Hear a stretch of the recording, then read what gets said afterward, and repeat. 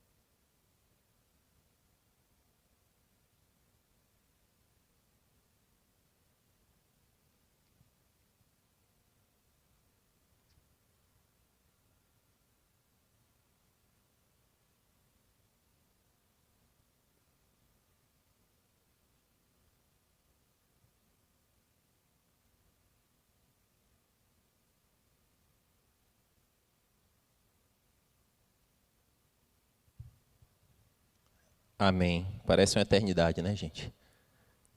Como a gente tem essa dificuldade de se aquietar. E antes de entrar, meus amados irmãos, no sermão propriamente dito, eu queria tomar a liberdade dos meus irmãos, da minha família, para compartilhar alguns aprendizados, alguns testemunhos, algumas crises que me chacoalharam nesse tempo. Eu acredito que é importante para nós, para que a gente possa aprender, né? Nesses um pouco mais de 2 meses que eu tive fora, falando um pouquinho mais do macro cenário europeu, para que a gente entenda que muitas coisas no contexto global estão cada vez mais apertando, estão cada vez mais se conectando, para que a gente tenha um pano de fundo muito claro para um governo único, para um governo mundial. A Europa sofre uma crise migratória como nunca já se viu. Antes era dos árabes e agora dos indianos, de uma forma assustadora. Eu ouvi de um português assim, eu espero em mais 30 anos portugueses ser minoria na nossa própria terra. A inflação, que para países desenvolvidos, descontroladas, o europeu ele não sabe conviver com inflação. A gente está acostumado, inflação de 2 dias, crise. Para ele, você vê europeus perturbados com a questão do aumento das coisas. A questão dos impostos, países lá com cargas tributárias já acima de 40%. Eu ouvi de um taxista, disse, a cada 100 que eu faço, 100 euros, 40 já fica para o governo. O que é que eu tenho que fazer? Como é que eu vou sobreviver desse jeito? Uma inflação imobiliária assustadora, que é onde vê pessoas dizendo assim, eu trabalho para 60% da minha renda ser destinada para pagar aluguel. Testemunhos de pessoas próximas, já tem uma bolha de aluguel lá na Europa, com essa enxurrada de imigrante, onde são exigidos 12 meses de aluguéis antecipados, para que você possa alugar um imóvel. Um progressismo e um liberalismo de uma forma tão grande, onde eu fiquei chocado, numa discussão sobre aborto numa sala de aula, isso ia sendo muito comum para o pessoal dos países nórdicos, em especial Finlândia, e tinha uma pessoa da Suécia falar que, nesses países, um aborto até 3 meses é solicitado pela internet. Você vai lá, preenche um formulário, o pai, a mãe assina, e legalmente o Estado te diz onde você vai assassinar uma criança.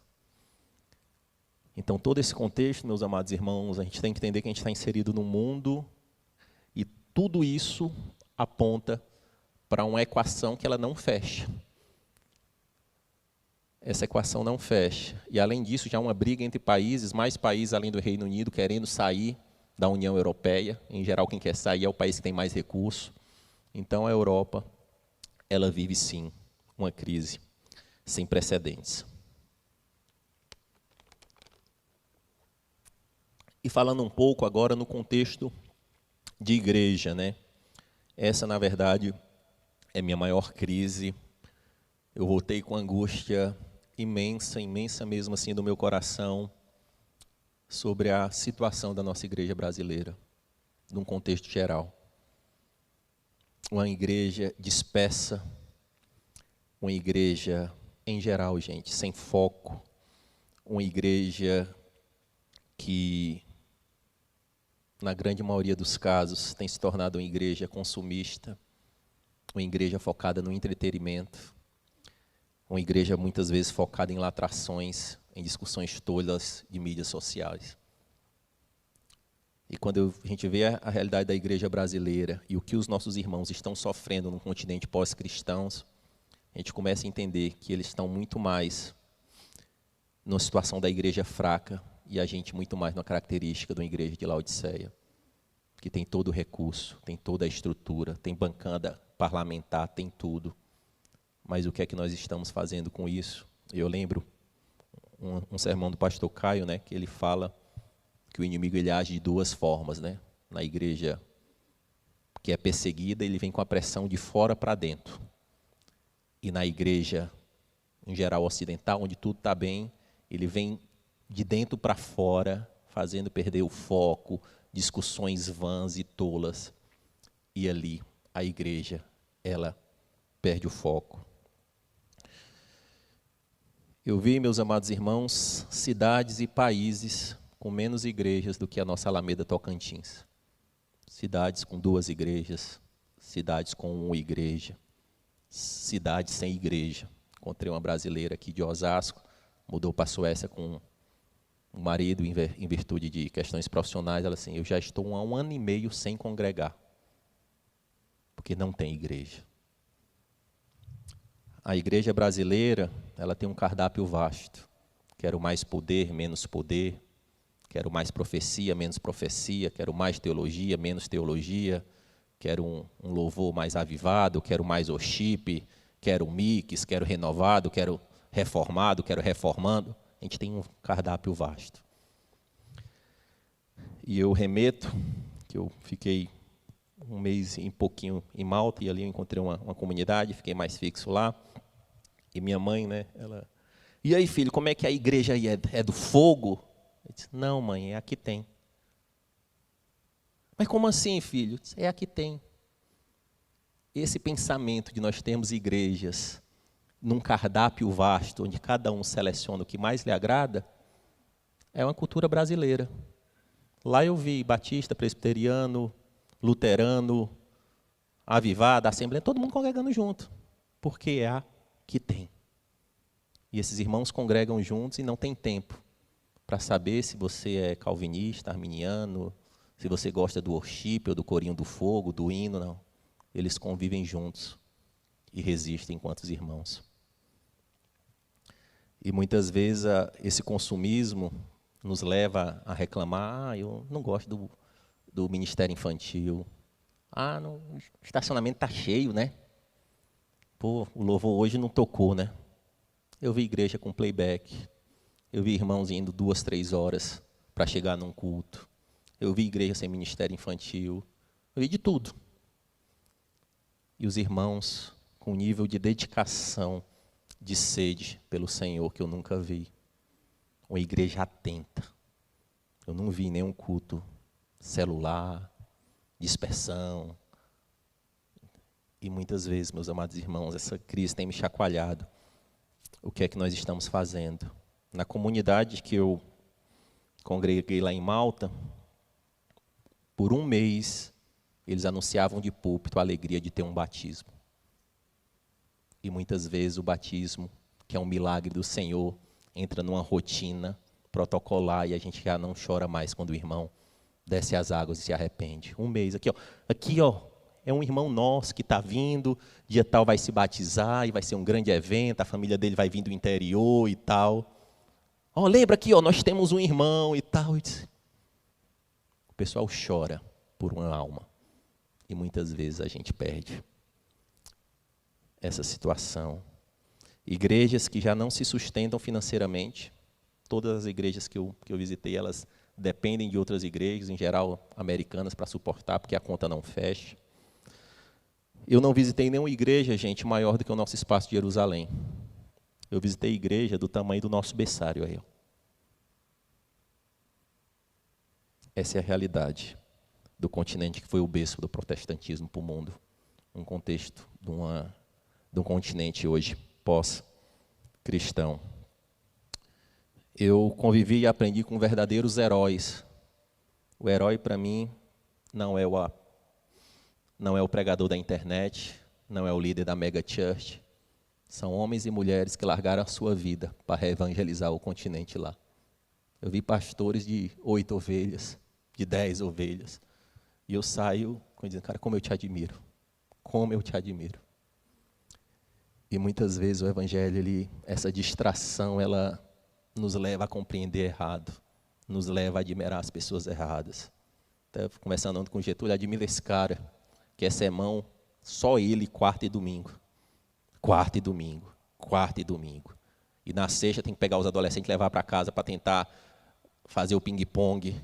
Na terça-feira tem faxina na igreja, ele com os 4 diáconos que tem lá. É isso. Essa é a rotina. Aprendi, meus amados irmãos, que a maior religião do mundo hoje é o não praticante. Eu convivi com judeu não praticante, com muçulmano não praticante, com cristão não praticante e ateu. Você bota no balaio e é tudo igual. O mesmo padrão, a mesma vida, a mesma balada, a mesma... Isso é o pano de fundo pronto para uma única religião mundial. Que eu já não crio mais em nada, eu já estou sem pilar nenhum. Eu ouvi de um muçulmano assim: eu sou muçulmano, mas eu sou um muçulmano diferente, entendeu? Ele se ofendia porque em Malta não tinha muita carne de porco. O que incomodava para ele era a carne de porco. Eu disse: cara, e o Corão? Eu disse: não, nunca li não, eu sou islã, eu sou turco, mas eu sou igual a vocês aí e tal. Eu disse: você é igual a mim não, você é igual a... Eu sou um turco meio moderno, ocidental.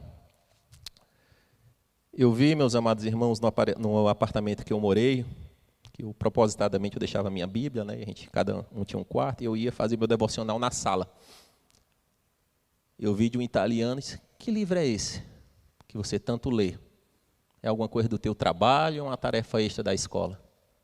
Eu disse: não, cara, isso aqui é a Bíblia.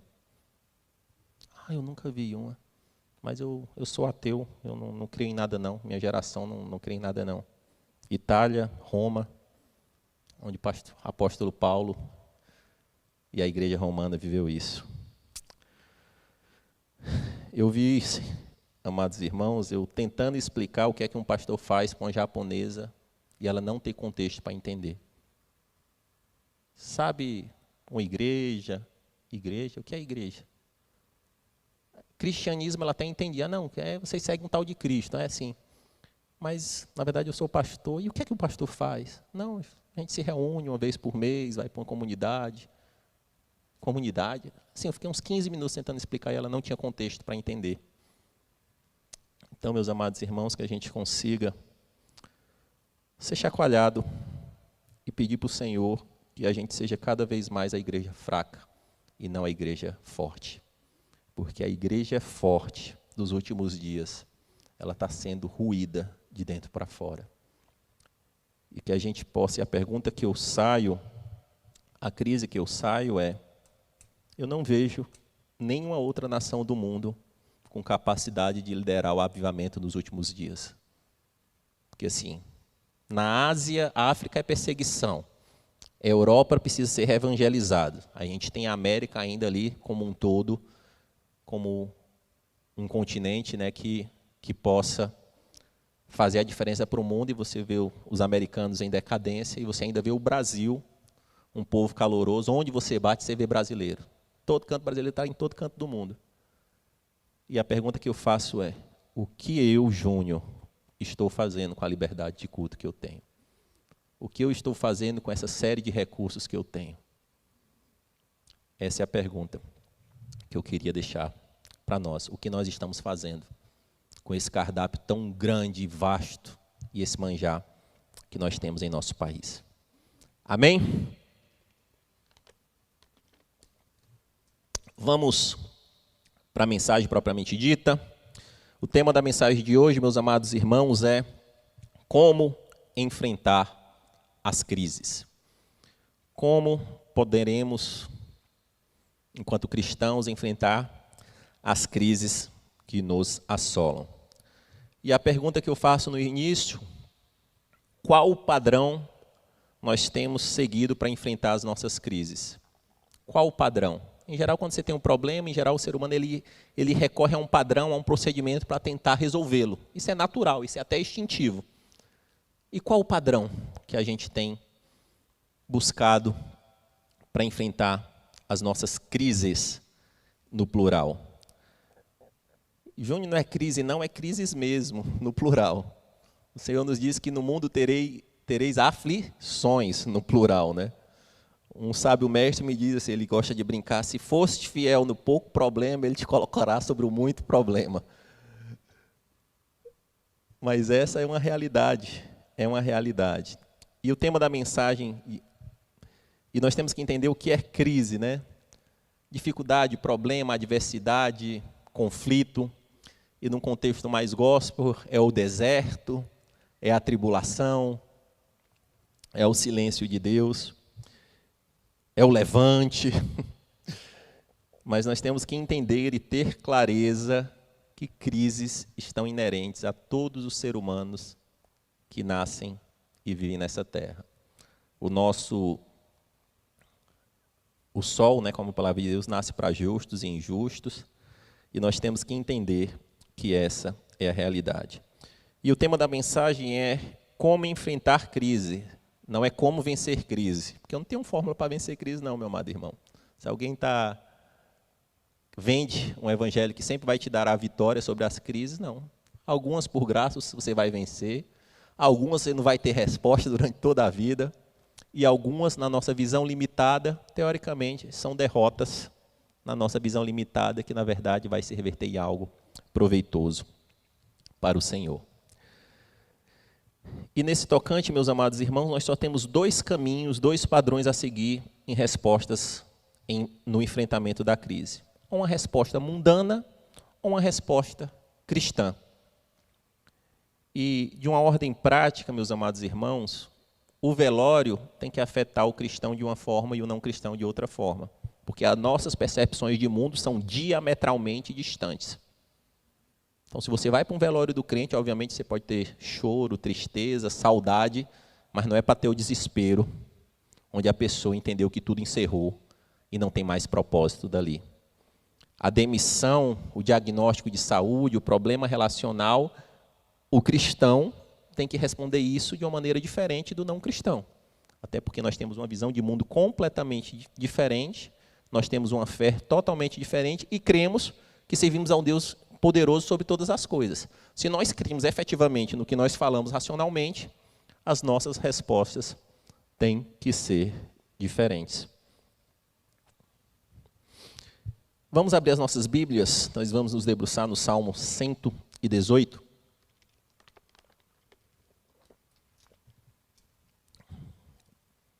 E antes de ler, dar um breve contexto. Esse Salmo 118 é um manual de como enfrentar crise, um manual prático, didático. Não temos a clareza de quem escreveu, alguns atribuem a Moisés, no período que ele saiu lá do Egito e sofreu muitas dificuldades. Outros teólogos atribuem a Esdras, porque no momento da reconstrução do templo, que tem alguns trechos que são escritos exatamente tal qual Esdras escreveu no seu livro, e alguns acham até que foi Davi, mas isso não importa. O que importa é que é um manual bíblico de como a gente entender e enfrentar as diversas crises. Vamos ler. Diz assim a Sagrada Palavra de Deus, vou ler na NVI. Deem graças ao Senhor, porque Ele é bom, o seu amor dura para sempre. Que Israel diga, o seu amor dura para sempre. Os sacerdotes digam, o seu amor dura para sempre. Os que temem o Senhor digam, o seu amor dura para sempre. Na minha angústia, clamei ao Senhor, e o Senhor me respondeu, dando-me ampla liberdade. O Senhor está comigo, não temerei o que me podem fazer os homens. O Senhor está comigo, Ele é o meu ajudador. Verei a derrota dos meus inimigos. É melhor buscar refúgio no Senhor do que confiar nos homens. É melhor buscar refúgio no Senhor do que confiar nos príncipes. Todas as nações me cercaram, mas em nome do Senhor eu as derrotei. Cercaram-me por todos os lados, mas em nome do Senhor eu as derrotei. Cercaram-me como um enxame de abelhas, mas logo se extinguiram como um espinheiro em chamas. Em nome do Senhor eu as derrotei. Empurraram-me para forçar a minha queda, mas o Senhor me ajudou. O Senhor é a minha força e o meu cântico, Ele é a minha salvação. Alegres brados de vitórias ressoam nas tendas dos justos. A mão direita do Senhor age com poder. A mão direita do Senhor é exaltada. A mão direita do Senhor age com poder. Não morrerei, mas vivo ficarei para anunciar os feitos do Senhor. O Senhor me castigou com severidade, mas não me entregou à morte. Abram as portas da justiça para mim, pois quero entrar para dar graças ao Senhor. Esta é a porta do Senhor pela qual entram os justos. Dou-te graças, porque me respondestes e foste a minha salvação. A pedra que os construtores rejeitaram tornou-se a pedra angular. Isso vem do Senhor, é algo maravilhoso para nós. Esse é o dia que o Senhor agiu. Alegre-nos e exultemos nesse dia. Salva-nos, Senhor, nós imploramos. Faze-nos prosperar, Senhor, nós suplicamos. Bendito é o que vem em nome do Senhor, da casa do Senhor nós os abençoamos. O Senhor é Deus, fez resplandecer sobre nós a sua luz. Junte-se ao cortejo festivo, levando ramos até as pontas do altar. Tu és o meu Deus, graças te darei. O meu Deus, eu te exaltarei. Deem graças ao Senhor, porque Ele é bom, o seu amor dura para sempre. Aleluia. Texto longo, mas é importante, muitas vezes, a gente não se apressar em fugir da palavra de Deus, e esse é um texto bem poderoso. Eu extraio aqui 10 lições de como enfrentar a crise. A primeira delas, meus amados irmãos, nós precisamos conhecer o caráter de Deus. Nós precisamos conhecer o caráter de Deus. Versos de 1 a 4. Aqui ele fala quatro vezes, o seu amor dura para sempre, o seu amor dura para sempre, o seu amor dura para sempre, o seu amor dura para sempre. Não acha que o salmista que estava escrevendo, ele estava querendo gastar tinta de caneta, não, meu irmão. Quando existe uma repetição na Bíblia, é uma ênfase que ele quer dar. E ali ele estava dizendo para a sua própria alma o Deus que ele conhece, O seu amor dura para sempre. Eu preciso reforçar isso para que a minha alma entenda. A minha alma está em crise, está desfalecendo, mas eu preciso reforçar e entender o caráter desse Deus e que o seu amor dura para sempre. Em algumas versões, esse seu amor é traduzido e a sua bondade dura para sempre, a sua misericórdia dura para sempre, a sua benignidade dura para sempre. Meus amados irmãos, Deus não nos ama mais quando estamos fora da crise e nos ama menos quando estamos em crise, não. O caráter do Senhor, ele é imutável. A palavra de Deus nos diz que não há nem sombra de variação, e nós compreendermos esse caráter, esse atributo de Deus, que é um Deus bondoso, amoroso, e isso é para sempre. Ele não tem, não, eu te amo mais, te amo menos, vou te dar um break, vou te dar umas férias, não, é para sempre. Então a primeira lição, meus amados irmãos, nós temos que entender que o amor de Deus é um amor de Deus eterno, constante, perfeito. Esdras falou sobre isso em Esdras 3:11, a mesma frase, o seu amor dura para sempre. Jeremias falou a mesma coisa em Jeremias 33:11, o seu amor dura para sempre. 6 salmos falam sobre isso, o seu amor dura para sempre. E o Salmo 136, para não ficar raso, o salmista repetiu por 26 vezes, os 26 versículos, ele falando para ele mesmo, o seu amor dura para sempre. Então nós, quando estamos em crise, a crise vier nos assolar, a primeira coisa que nós temos que dizer para a nossa alma, Senhor, o teu amor dura para sempre. O segundo ponto é reconhecer a crise. Não adianta você fechar os olhos, você fingir que não está acontecendo, você achar que não é com você. A melhor forma de você enfrentar a crise é efetivamente tendo ciência do que está acontecendo. Se é uma questão de relacionamento, é sentar para conversar. Se é uma questão financeira, é abrir a conta que está doída e pegar lá e rabiscar e entender o que está acontecendo. Se é uma questão de pecado, é dar nome ao pecado e orar com clareza do que está acontecendo. E aqui nos versos de 10 a 13, essa é a crise do salmista.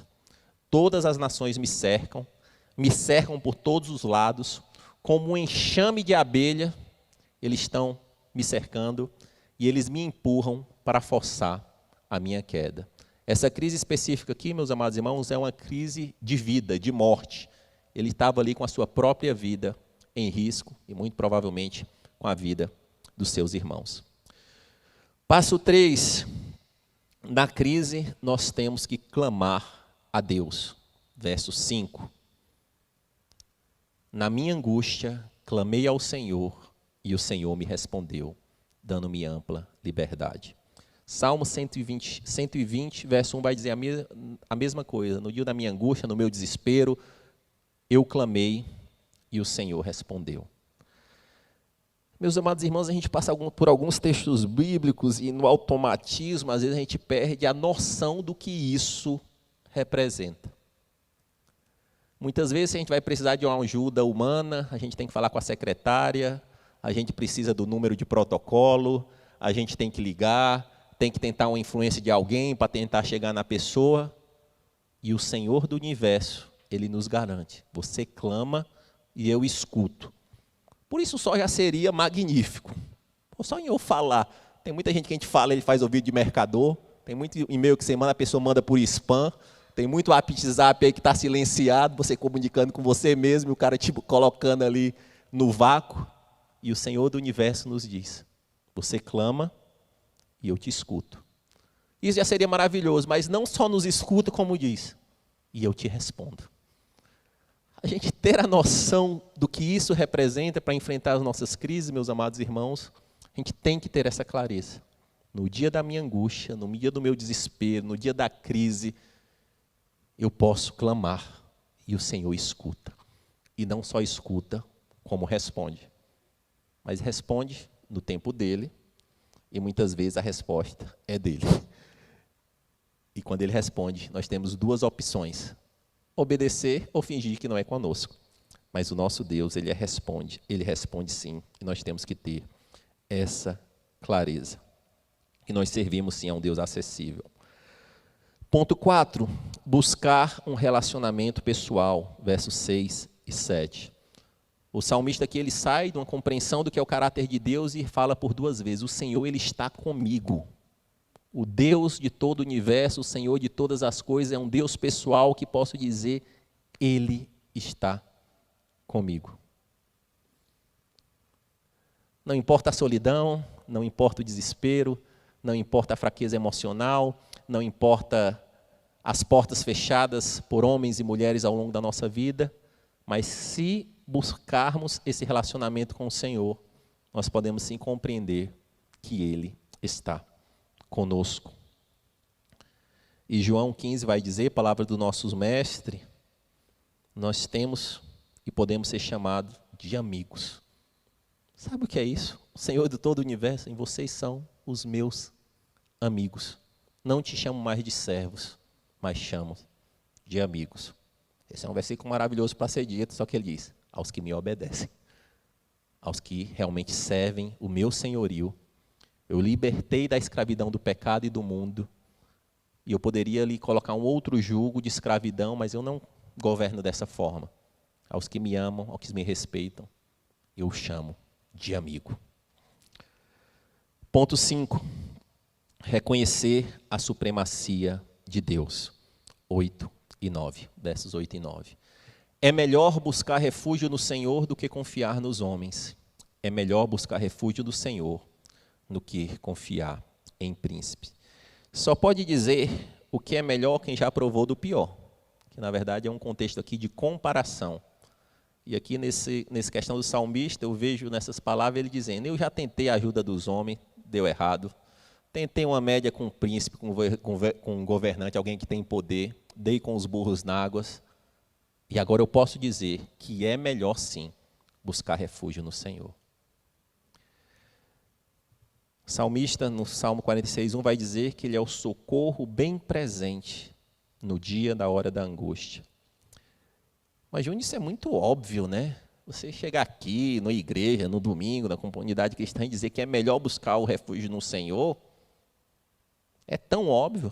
Mas o óbvio precisa ter dito, e o óbvio é difícil de ser praticado. Que a gente pode entender no campo natural, intelectual, que é melhor buscar refúgio no Senhor, mas eu confio no advogado, no médico, no network, no pastor, no líder, no político, no economista. E eu busco refúgio em tudo isso, mas eu recito o Salmo e diz, é melhor buscar refúgio no Senhor. Isso tem que deixar de ser uma teoria e passar a ser uma prática, um modo operante de vida. Nós temos que entender, sim, que o único refúgio que nos dá a verdadeira segurança é o Senhor. Ponto 6, nós temos que aprender, em nossas crises da vida, dar honra ao Senhor. Versos de 10 a 13. Mas em nome do Senhor eu as derrotei. Mas em nome do Senhor eu as derrotei. Em nome do Senhor eu as derrotei. Mas o Senhor me ajudou.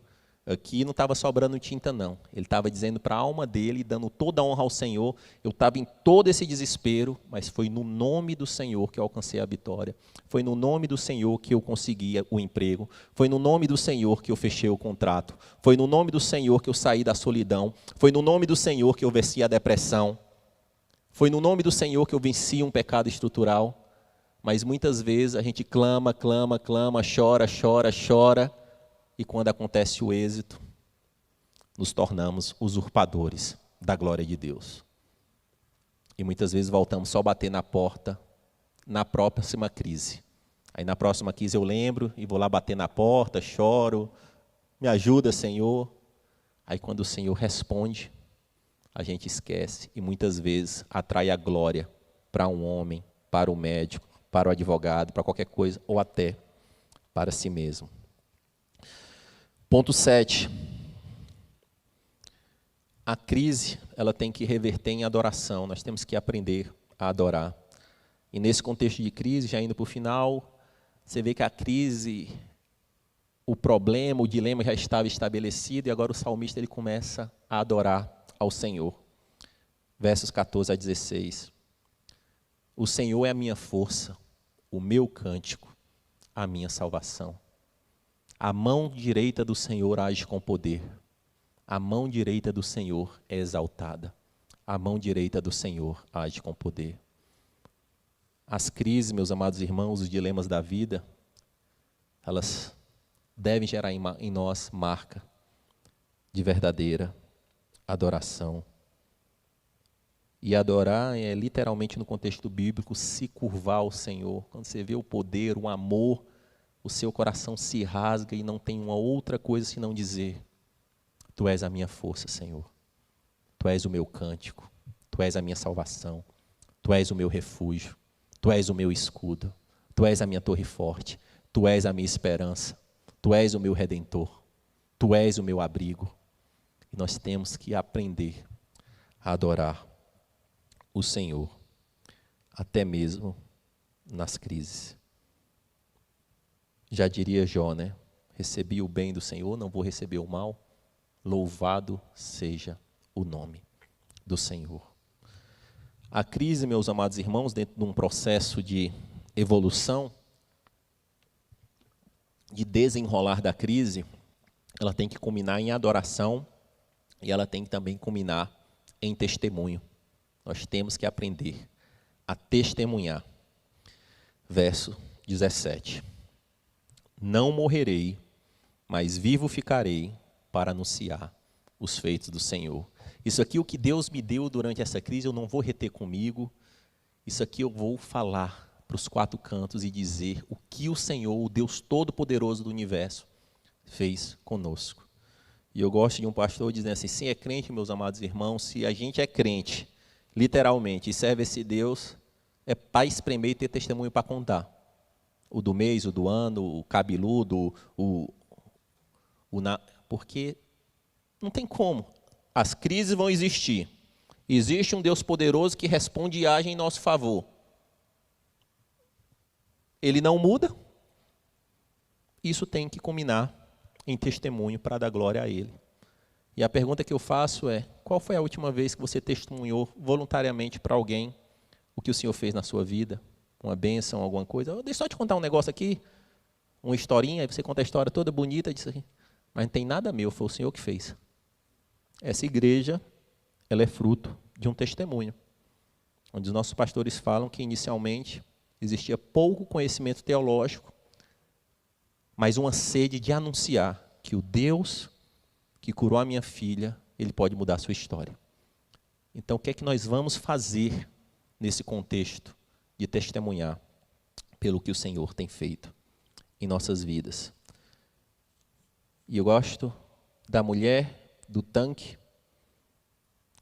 mulher samaritana, encontra o mestre com todas as crises possíveis, religiosa, espiritual, emocional. E ali ela tem encontro com o mestre, não entende bem, pede uma água. O Senhor tem que explicar que ele está falando de uma outra água, que é a água viva, que ia mudar ela de dentro para fora, mudar toda a sua concepção de mundo. Ela coloca Jesus dizendo: não, eu acho que você é um mestre, você é um profeta, ou talvez até um mestre. Ele diz: não, mas quando o Messias chegar, ele vai resolver tudo isso para nós. Ele diz: já chegou, e eu estou aqui na sua frente. E ao ouvir isso, toda a crise, toda a angústia, todo o desespero daquela mulher é resolvida instantaneamente. E ali, de um coração perdido, ela segue o fluxo de uma adoração, ela adora o mestre, e a próxima ação é: eu preciso contar para os meus irmãos samaritanos que estão perdidos quem é o Messias. E ali a palavra de Deus conta que uma mulher perdida em crise se torna uma ganhadora de almas em série para o reino. Então nós temos que entender, meus amados irmãos, que as nossas crises, elas podem resultar em testemunho, em vidas salvas, para a honra e glória do Senhor. Ponto 9. Nós temos que aprender com Cristo. A pedra que os construtores rejeitaram tornou-se a pedra angular. Que negócio é esse? O salmista estava indo até bem, com cântico, adoração, testemunho, e mete um negócio de pedra aí nesse negócio. Aqui, meus amados irmãos, a gente tem que entender o contexto, que no mundo antigo não existia tijolo em série, não existia tudo isso perfeitinho. Isso era construído com pedras de tamanhos diferentes, que ali iam se encaixando para fazer a construção. Mas nessa construção existia uma pedra que eles chamavam de pedra angular, que em geral é uma pedra que ficava na bifurcação da base. Essa pedra teria que ser uma pedra muito bem estruturada, para que a partir dali você fosse encaixando todas as outras pedras. E, em geral, há relatos que em grandes construções, quem fazia a obra, ele deixava ali aquela marca naquela pedra, porque aquela pedra é a pedra angular daquela construção. E aqui, o que o salmista está querendo dizer é que foram oferecer para um construtor uma pedra, e ele falou, não, essa pedra não tem valor. Essa pedra não é boa o suficiente para ser a pedra angular. Essa pedra, eu vendo ela aqui, ela não é bonita, não tem formosura, não tem poder, não tem hierarquia. Isso aqui é um dos versículos mais messiânicos da Bíblia. Ali, esse versículo, ali, o salmista estava apontando para Cristo. A pedra angular, a pedra, Jesus Cristo, ele foi oferecido para os judeus e eles rejeitaram. Mas depois que ele morreu e ressuscitou, ao terceiro dia, ele se tornou a pedra, a base de toda a história. Antes e depois de Cristo. Aquela pedra que foi rejeitada se tornou a pedra angular da história. E nós temos que entender com o nosso mestre, se o mestre foi rejeitado, se não acharam formosura no mestre, se não acharam que a teologia dele era rebuscada, se ele foi chamado de filho de Belzebu, se ele foi abandonado por todos, por que nós vamos achar que nós vamos ter uma vida sem dificuldade? Onde toda a cosmovisão bíblica nos fala que é na dificuldade, é nas complexidades da vida que o nosso coração ele se conecta com o Senhor. E nós temos que aprender com Cristo. E esse versículo é tão interessante que você vê que depois de entender Jesus Cristo, Pedro fala sobre esse versículo, Lucas fala sobre esse versículo, apóstolo Paulo falou sobre esse versículo. Agora eu entendo o que é tal dessa pedra angular lá que o salmista falou, que não fazia contexto, é Cristo. Tudo é por Ele, tudo volta para Ele. Ponto 10, nós temos que aprender a ser gratos. O salmista, propositadamente, ele abre dizendo, deem graças ao Senhor, porque Ele é bom, o seu amor dura para sempre. E ele fecha o salmo dizendo, deem graças ao Senhor, porque Ele é bom, o seu amor dura para sempre. Nós temos que entender na Bíblia que nada não é por acaso. Na verdade, ele estava dizendo assim, ó, você que, ao adentrar na crise, meu amado irmão, dê graça ao Senhor, porque você não sabe o resultado disso na sua vida. E ao finalizar, depois que passar tudo, que você ter clareza, agradecer, adorar, finaliza dizendo, dê graças ao Senhor, porque Ele é bom, o seu amor dura para sempre.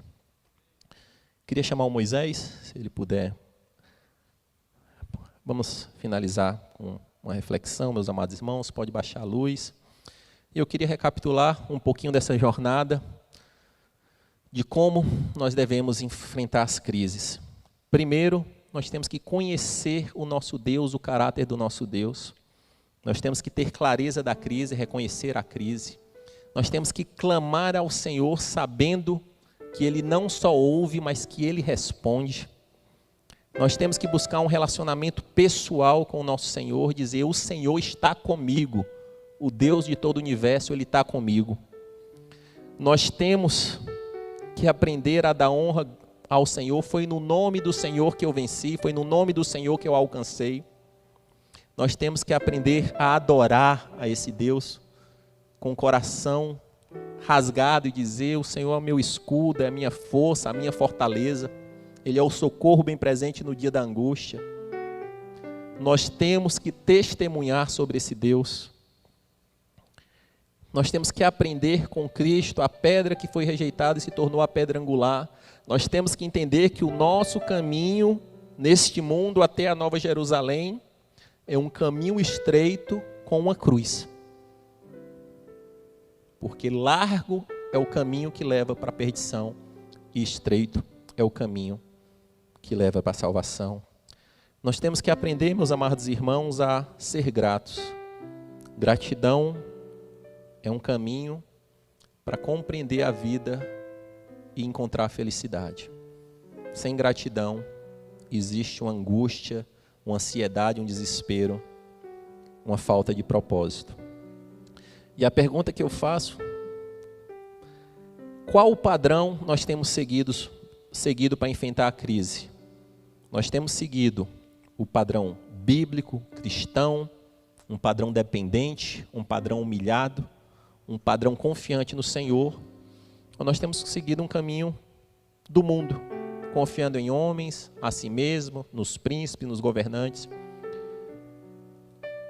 ou em qualquer pessoa que seja. E nós temos que entender que a palavra de Deus, aquela crise daquele homem é totalmente aplicada hoje. A crise dele, meus amados irmãos, era uma crise de vida, muito mais pesada do que qualquer uma crise aqui nossa. Existia um desespero de vida. Ele fala que ele estava sendo cercado como um enxame de abelha, com um precipício do lado, tentando empurrar para cair. De um lado ele tinha que se desvencilhar das abelhas e alguém tentando empurrar para que ele caia ali, ele fazendo uma ilustração de quão difícil era essa crise. Então, meus amados irmãos, quero lhe dizer que a sua crise não é única. Ela não é maior e nem menor do que os irmãos, que a palavra de Deus diz que não lhe deu nenhuma tribulação que não fosse comum a outro. Mas aquela graça que alcançou aquele homem, ela também está aqui disponível para lhe afagar, lhe sustentar, lhe guiar nesse momento de crise. E naquele momento ali o Senhor deu a vitória para aquele homem, e eu creio que é possível sim encontrar a vitória do Senhor, a resposta do Senhor para essa crise, que não é a sua resposta, muitas vezes não é a forma que se pensa, mas existe sim um caminho do Senhor para responder, e essa graça está disponível hoje. Mas encontrar esse Deus, ser tornado amigo de Deus, ter livre acesso a esse Deus, clamar, Ele ouvir e responder, exige um posicionamento, exige uma adoração, exige tornar um discípulo, uma testemunha que vive condizente com essa fé. E eu finalizo aqui lendo o que foi repetido mais de uma vez nesse salmo. O salmista falou: o Senhor está comigo. É melhor buscar refúgio no Senhor. Em nome do Senhor foi que eu as derrotei. A mão direita do Senhor age com poder. A mão direita do Senhor age com poder. E por fim deem graças ao Senhor, porque Ele é bom. O seu amor dura para sempre.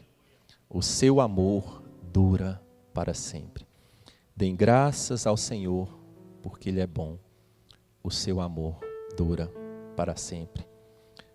Baixe sua cabeça, feche os seus olhos, tenha um momento com o Senhor. Eu queria fazer algumas perguntas para você que está aqui, para você que está no YouTube, ou até para você que vai ver essa mensagem posteriormente. A primeira pergunta é se tem alguém aqui que ainda não entregou a vida para Cristo, se entendeu fraco em suas crises, se entendeu impotente mediante as suas crises, e vê que precisa sim da pedra angular, aquela que dá sustentação e sentido a tudo na sua vida. Se tem alguém aqui, erga a sua mão, eu quero orar pela sua vida. Se tem alguém no YouTube, também deixe lá o seu nome e a sua cidade. Os intercessores orarão, vão fazer a oração por você. Repita essa oração comigo. Senhor Jesus, eu te peço perdão pelos meus pecados. Reconheço que Tu és o Senhor do universo, o Criador de todas as coisas, o Alfa, o Ômega, o princípio e o fim.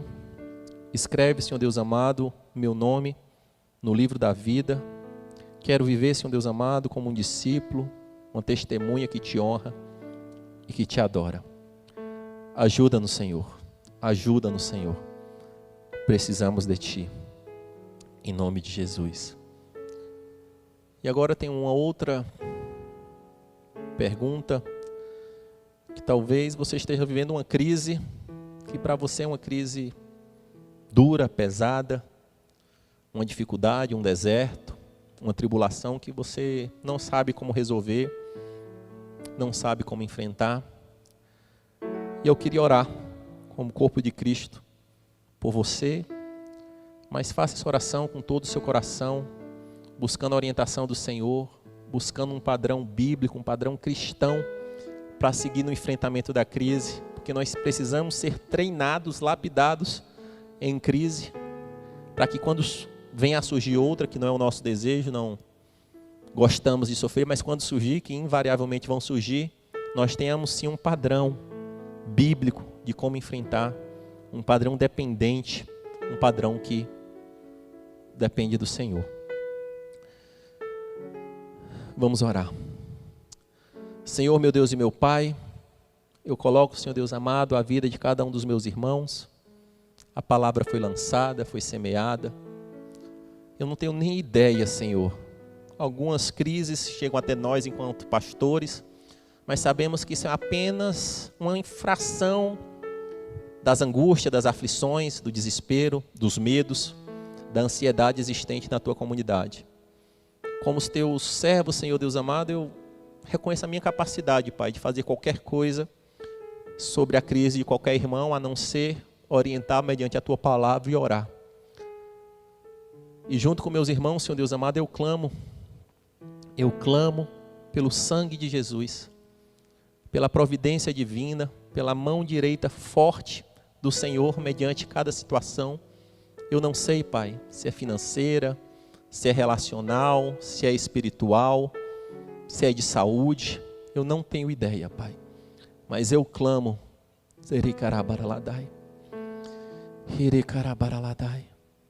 Santo Espírito de Deus, visita, Senhor. Visita, Senhor. Renova a fé, Pai. A esperança, Não tenha dúvida, do meu caráter, Se eu digo que amo, eu amo, Se eu digo que amo, eu amo, Eu te amo, filho, eu te amo, filha, Não duvide do meu amor, eu não mudo, em mim não há sombra de variação. Eu te amo de eternidade em eternidade. No ventre da tua mãe eu te escolhi, tenho te cravado nas minhas mãos, cada pensamento, cada lágrima, cada angústia, eu vejo, confie, do meu amor, confie, me busque,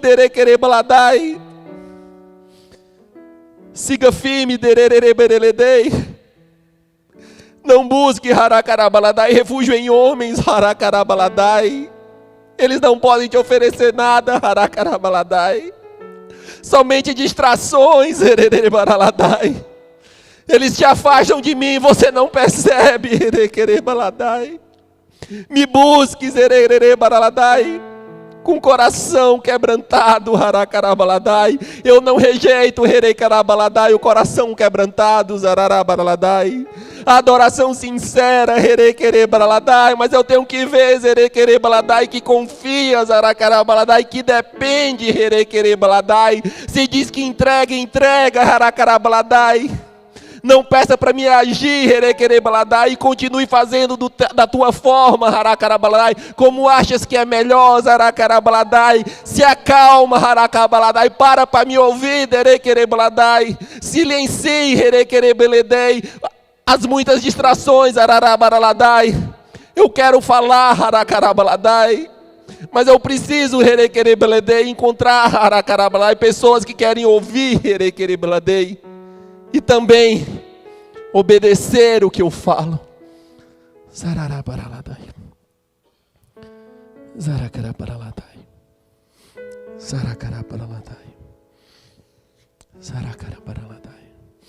Santo, santo é o Senhor. Santo, santo é o Senhor. Erga a sua mão como quem recebe, meu amado irmão.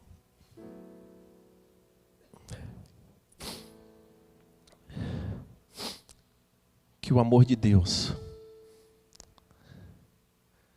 aquele que nos ama, com um amor que dura para sempre, que a graça de Jesus, a pedra angular da história, e a comunhão e a consolação do Santo Espírito, que nos ajuda a seguir, nos guiando como bússola em nossas crises, esteja com você, com a sua família. Deus abençoe. Excelente domingo. Vão na paz.